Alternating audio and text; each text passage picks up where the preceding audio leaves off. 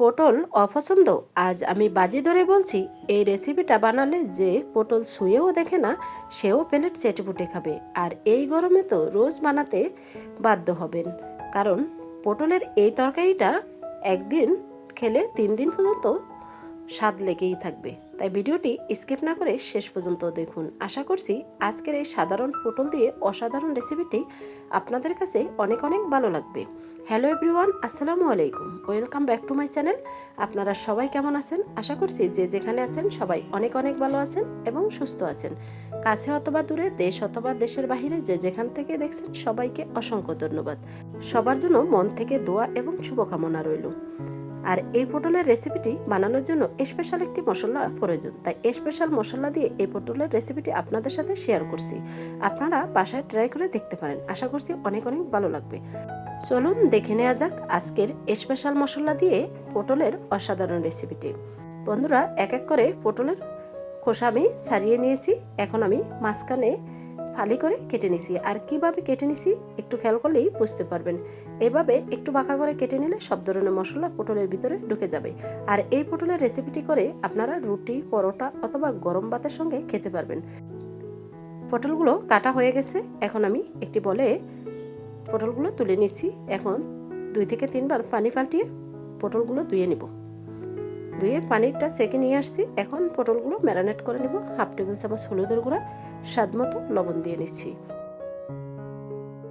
পটলের সঙ্গে হলুদ লবণ ভালো করে মিশিয়ে ম্যারিনেট করে নেওয়া হয়ে গেছে। এখন চলে যাচ্ছি কিচেনে।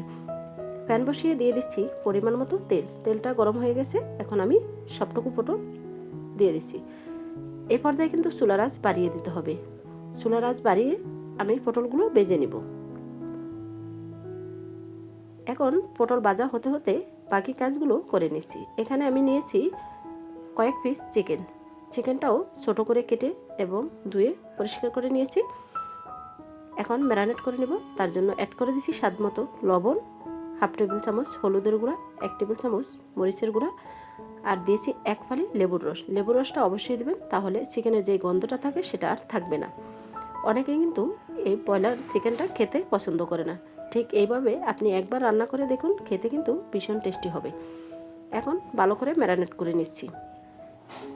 চিকেন দিয়ে যদি কখনও পটল খেয়ে না থাকেন, এই রেসিপি দেখে একবার হলেও ট্রাই করতে পারেন, কারণ এই রেসিপিটা খেতে এতটাই সুস্বাদু, ভাত রুটি সব কিছুর সাথে বেশ জমে যাবে।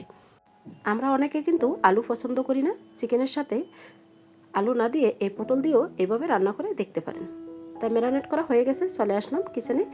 আর এই পর্যায়ে দেখতেই পাচ্ছেন পটলগুলো পুরোপুরি ভাজা হয়ে গেছে। আমি চুলার আঁচ বাড়িয়ে দিয়েই ভেজে নিছি। অফ ক্যামেরাও কিন্তু কয়েকবার নেড়ে ছেড়ে নিছি। এখন একটু নেড়ে ছেড়ে তারপর তেল জড়িয়ে পটলগুলো একটা প্লেটে তুলে রাখবো। বন্ধুরা, ভিডিওটি দেখতে দেখতে যারা এই পর্যন্ত চলে আসছেন, একটি লাইক দিতে ভুলে গেছেন, একটি লাইক দিয়ে কন্টিনিউ করবেন এবং আপনাদের মূল্যবান মতামত রাখবেন। আর আপনাদের একটি লাইক, একটি কমেন্ট আমাকে ভিডিও করার উৎসাহিত আরও বাড়িয়ে দিছে। আর আপনাদের একটি লাইকের কারণে আমার ভিডিওটি অনেক আপু ভাইয়াদের কাছে পৌঁছাতে সাহায্য করবে। তাই একটি লাইক দিয়ে শেষ পর্যন্ত দেখুন। পটলগুলো তুলে এখন বাকি প্যানে আবারও দিয়ে দিচ্ছি পরিমাণ মতো তেল। তেলটা দিয়ে চিকেনগুলো দিয়ে দিচ্ছি। চিকেনগুলো একদম ব্রাউন কালার করেই ভেজে নিব, তাহলে এই পটলের রেসিপিটা খেতে ভীষণ টেস্টি হবে। এখন চিকেন ভাজা হতে হতে আমি এখানে স্পেশাল একটি মশলা তৈরি করে নিব। তার জন্য এখানে বড় সাইজের 2টি পেঁয়াজ কেটে নিব। এখানে পেঁয়াজের থেকে কিছুটা পেস্ট করে নিব, বাকি পেঁয়াজটা আমি রেখে দিব ভেজে দেওয়ার জন্য। তাই এক এক করে 2টি পেঁয়াজ আমি কেটে নিচ্ছি।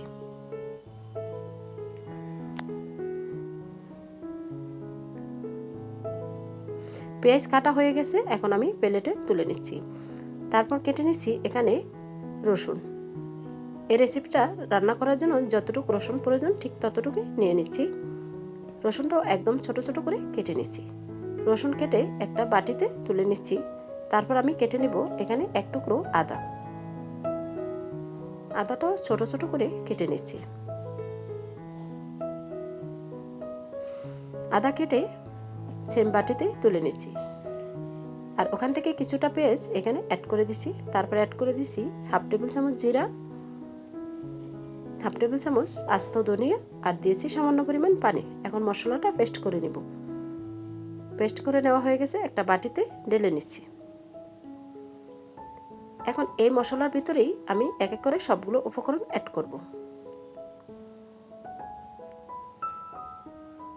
তো প্রথমে আমি অ্যাড করে দিচ্ছি এখানে 1/2 টেবিল চামচ হলুদের গুঁড়া, 1 টেবিল চামচ কাশ্মীরি মরিচের গুঁড়া, 1 টেবিল চামচ চিকেন মশলা, 1/2 টেবিল চামচ গোলমরিচের গুঁড়া দিয়ে এখন ভালো করে মিক্স করে নিচ্ছি।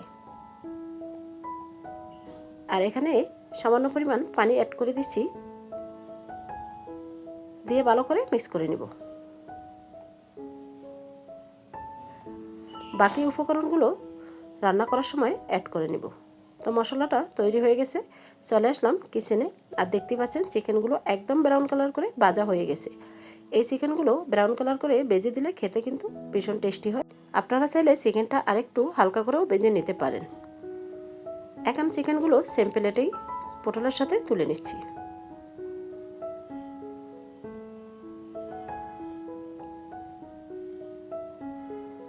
বাকি প্যানে দিয়ে দিচ্ছি আমি এখানে পেঁয়াজ কুচি। এখানে আর তেল দেওয়ার প্রয়োজন নেই।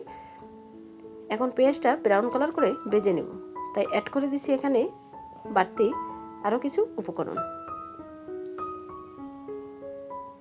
প্রথমে অ্যাড করে দিচ্ছি এখানে 7 থেকে 8 পিস এলাচ, কিছু পরিমাণ দারুচিনি আর তেজপাতা দিয়ে পেঁয়াজের সঙ্গে ভেজে নেব। মশলাগুলো ভেজে নিলে ফ্লেভারটা খুবই সুন্দর আসে আর খেতেও কিন্তু ভীষণ টেস্টি হয়। তো একদম ব্রাউন কালার করে আমি ভেজে নেব।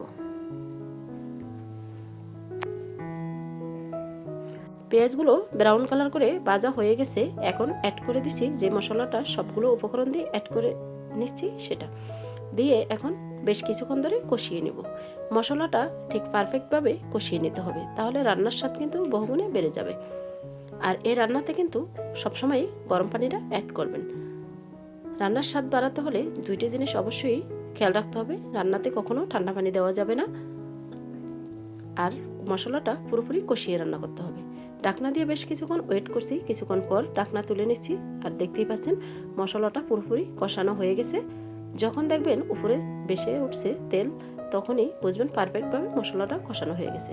এখন অ্যাড করে দিচ্ছি ভেজে রাখা পটল এবং চিকেন আর পটল দিয়ে 3 থেকে 4 মিনিট ভালো করে কষিয়ে নেব। বন্ধুরা, আমার ভিডিওর মাঝে এবং ভয়েসের মাঝে ভুল ত্রুটি হলে ক্ষমার দৃষ্টিতে দেখবেন, আর সবাই সবার জন্য দোয়া করবেন। এখন বেশ কিছুক্ষণ ধরে পটল এবং চিকেন ভালো করে কষিয়ে নিচ্ছি। আর এর পাশে কিন্তু আমি পানিটা ফুটিয়ে নিচ্ছি, কারণ এ রান্নাতে ফুটন্ত গরম পানিটাই দেব। এখন ঢাকনা দিয়ে 3 থেকে 4 মিনিট ওয়েট করছি। 3 থেকে 4 মিনিট পর ঢাকনা তুলে আবারও নেড়ে ছেড়ে নিচ্ছি।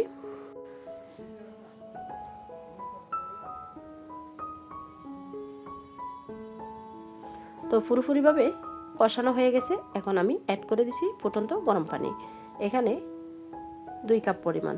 পানিটা দিয়ে আবারও নেড়ে ছেড়ে নিচ্ছি, যাতে পুরোপুরিভাবে পটলটাও সিদ্ধ হয়ে যায়। এখন আমি ঢাকনা দিয়ে বেশ কিছুক্ষণ ওয়েট করব। কিছুক্ষণ পর ঢাকনা তুলে নিচ্ছি। আর এখানে দেখতেই পাচ্ছেন রান্নাটাও পুরোপুরি কমপ্লিট হয়ে গেছে। আর এখানে হালকা একটু জল রাখবো, কারণ এখানে জলটা রাখলে রুটি এবং পরোটা দিয়ে খেতে কিন্তু ভীষণ টেস্টি হবে। তার জন্য এখন এই রান্নার স্বাদ বাড়ানোর জন্য এখানে বাড়তি আরেকটি মশলা ইউজ করব, সেটা হলো মৌরি এবং ভাজা জিরার গুঁড়া। জিরা এবং মৌরি একসাথে আমি ভেজে পেস্ট করে নিয়েছি, সেখান থেকে আমি 1/2 টেবিল চামচ অ্যাড করে দিছি, দিয়ে নেড়ে ছেড়ে নিচ্ছি। রান্না পুরোপুরি কমপ্লিট হয়ে গেছে, চুলাটা অফ করে দিছি। এখন পরিবেশন করে দেখিয়ে দিব বন্ধুরা কতটা লোভনীয় হয়েছে। আর দেখেই বুঝতে পারছেন কতটা লোভনীয় হয়েছে। কালারটাও মাশাআল্লাহ খুব সুন্দর আসছে। এখন একটা বাটিতে সবটুকু চিকেন পটল তুলে নিচ্ছি। আর এখানে কিন্তু আমি হালকা জল রেখেছি। আপনারা যদি জলের পরিমাণটা বেশি পছন্দ করেন, তাহলে এখানে পানির পরিমাণটা একটু বেশিই দিবেন। তো এক এক করে বাটিতে সবটুকু পটল এবং চিকেন তুলে নিচ্ছি।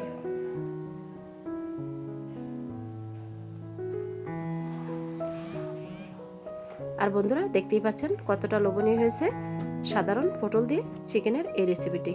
আশা করছি আজকের সাধারণ পটলের এই চিকেনের রেসিপিটি আপনাদের কাছে অনেক অনেক ভালো লেগেছে। তাই ভিডিওটি লাইক দিয়ে শেষ পর্যন্ত দেখার জন্য সবাইকে অসংখ্য ধন্যবাদ। সবার জন্য মন থেকে অনেক অনেক দোয়া এবং শুভকামনা রইল।